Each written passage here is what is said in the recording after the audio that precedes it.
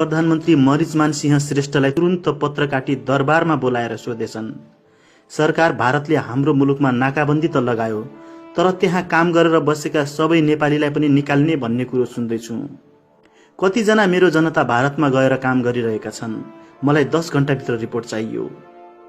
अनि प्रधानमन्त्रीले भनेछन्, महाराज मलाई 10 घण्टा होइन 10 दिनको समय दिई बक्सियोस्, म हजुरको वचनको पूर्ण पालना गर्नेछु।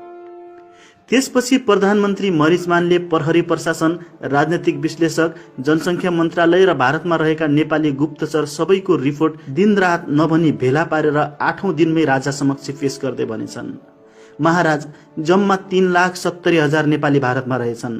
अब उनीहरूलाई नेपाल झिकाएर सरकारको ऐलानी जमिनमा म मिलाएर राख्छु। पढे लेखेका मानिसलाई रोजगारी दिलाउँछु, अरूलाई पनि घाँस बाँस र कपासको व्यवस्था मिलाउँछु, चिन्ता नलि बक्सियोस्। राजाले भनेछन्, मेरा जनता कसैले दुःख नपाउन्, चाँडो गरौं सरकार। हेर्नुस् त राष्ट्रनायकलाई आफ्नो जनता अनि देशको कति माया र दया हुँदो रहेछ।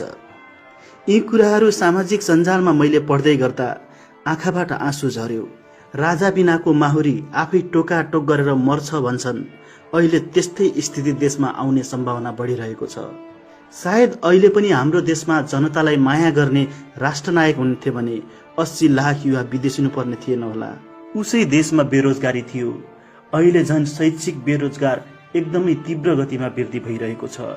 देशभक्त राजनीतिक नेता या राष्ट्रनायक भए त मैले गरिन भने कसले गर्छ भनेर सोच्थे होला। अहिले त सबै नेताहरू दलनायक